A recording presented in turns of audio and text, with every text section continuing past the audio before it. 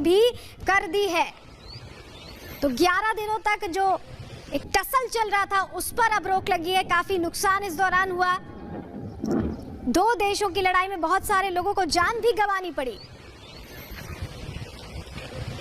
Israel ने जवाबी कार्रवाई की, जिसके बाद काफी नुकसान हुआ था गाजा पट्टी में और कई आतंकी ठिकाने थे हमास के, जिन्हें नेस्तनाबूद भी करने में इजराइल सफल रहा था। फिलहाल ये बड़ा फैसला लिया गया है, मंजूरी दी गई है संघर्ष विराम को एक तरफा। हमास ने भी इसकी पुष्टि की है। तो 10 दिनों में काफी नुकसान हुआ है, जिसके बाद अब संघर्ष विराम की एक खबर सामने आ रही है। और 2 तस्वीरें अब हम आपको दिखाने जा रहे हैं। देखिए, बड़ा फैसला लिया गया है, पुष्टि हमास की तरफ से भी हो गई है और आखिरकार थम गई है जंग और सीजफायर को मंजूरी मिल गई है। नेतन्याहू की कैबिनेट ने यह फैसला लिया है।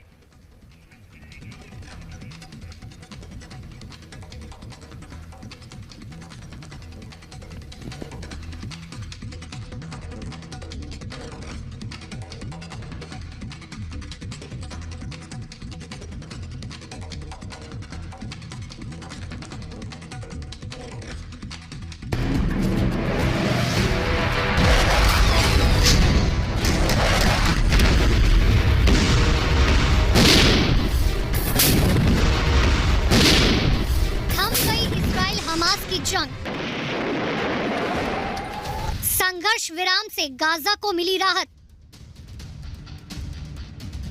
कितने दिन तक शांत रहेगा इजराइल? 11 दिन से हमास और इजराइल के बीच चल रहे संघर्ष पर अब विराम लग गया है। इजराइल और फिलिस्तीनी चरमपंथी हमास के बीच संघर्ष विराम हो गया। दोनों पक्ष 11 दिन की लड़ाई के बाद आपसी सहमति से इस फैसले पर पहुंचे। इस दौरान 240 से अधिक लोग मारे गए। मरने वालों में अधिकतर की मौत गाजा में हुई। इजरायली कैबिनेट ने बिना शर्त के युद्ध विराम के फैसले पर मुहर लगाई। बेंजामिन नेतन्याहू की विशेष सुरक्षा कैबिनेट में वोटों के आधार पर फैसला लिया गया। कैबिनेट के मंत्रियों ने गाजा पट्टी में सीज फायर के समर्थन में वोट दिया और युद्ध विराम पर मुहर लगा दी। हमास के एक अधिकारी ने भी इस बात की पुष्टि की है। ये सुलह इजराइल और हमास की आपसी रजामंदी से हुई, जो कि स्थानीय समय के मुताबिक रात 2 बजे से लागू हो गई। गाजा में लड़ाई 10 मई को शुरू हुई थी।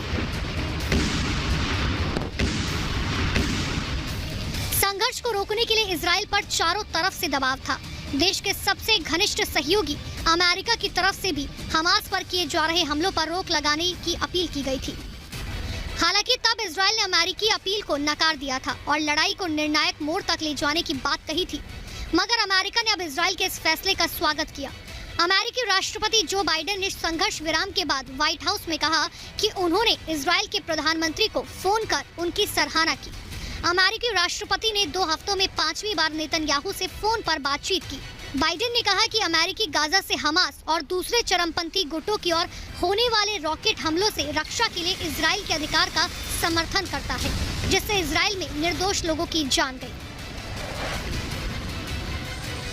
इजराइल ने हमास का खात्मा करने से पहले संघर्ष खत्म करने के बारे में बिल्कुल भी नहीं सोचा था, मगर गाजा में निर्दोषों की जान जाने से और वैश्विक दबाव के बाद इजराइल ने संघर्ष विराम का फैसला लिया। इस फैसले से सबसे अधिक गाजा के लोगों ने चैन की सांस ली। Bureau report, Republic Bharat.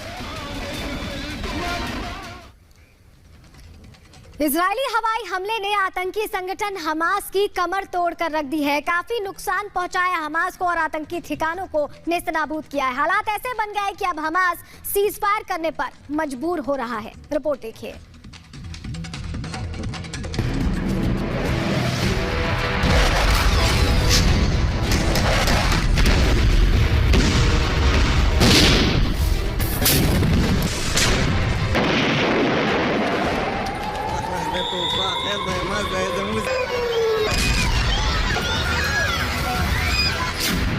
Hamas को नेस्तनाबूद करने के मूड में इजराइल।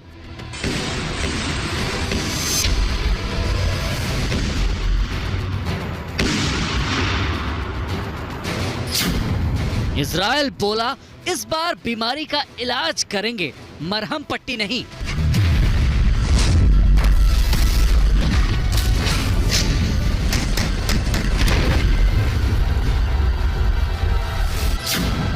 इजराइल ने हमास पर फिर किए ताबड़तोड़ हवाई हमले।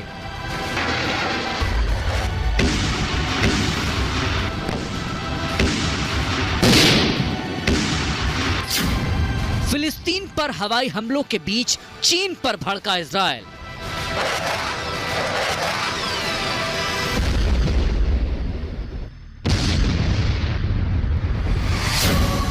इजराइल फिलिस्तीन की लड़ाई में क्यों कूदा लेबनान?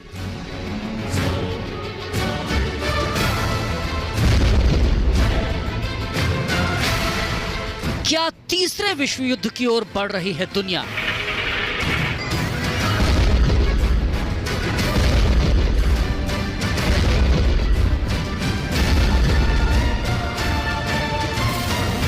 इजराइल और फिलिस्तीन के बीच गोला बारूद, रॉकेट और मोर्टार है।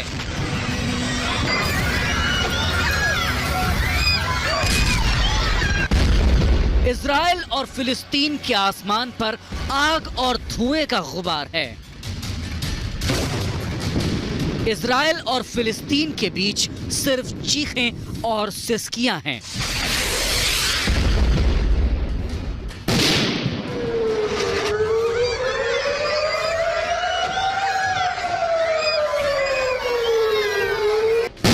इजराइल ने आज तड़के गाजा पट्टी में एक साथ कई हवाई हमले किए, जिसमें कम से कम एक फिलिस्तीनी नागरिक मारा गया और कई घायल हो गए।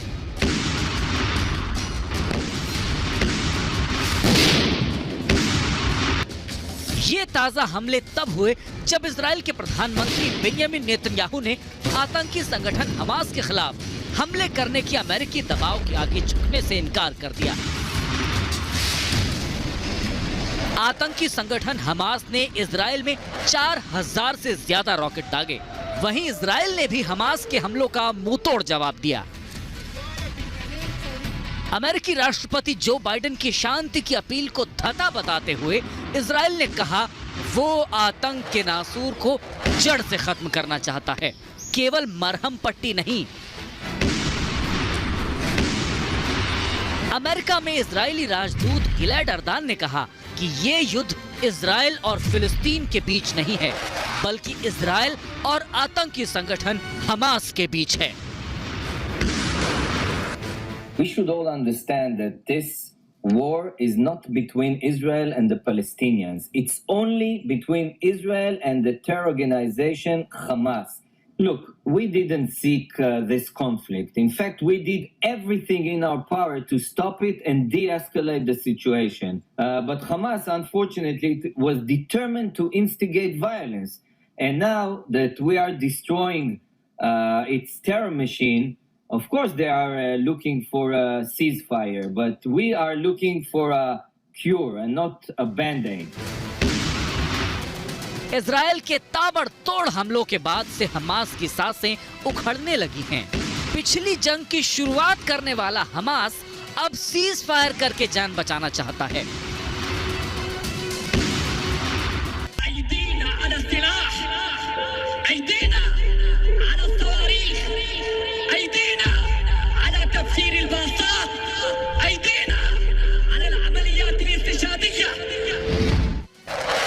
हमास के नेताओं ने दावा किया है कि अगले 24 घंटे में इजराइल के साथ सीज फायर का ऐलान हो सकता है। हालांकि अभी तक इस बारे में इजराइल की ओर से कोई बयान नहीं आया।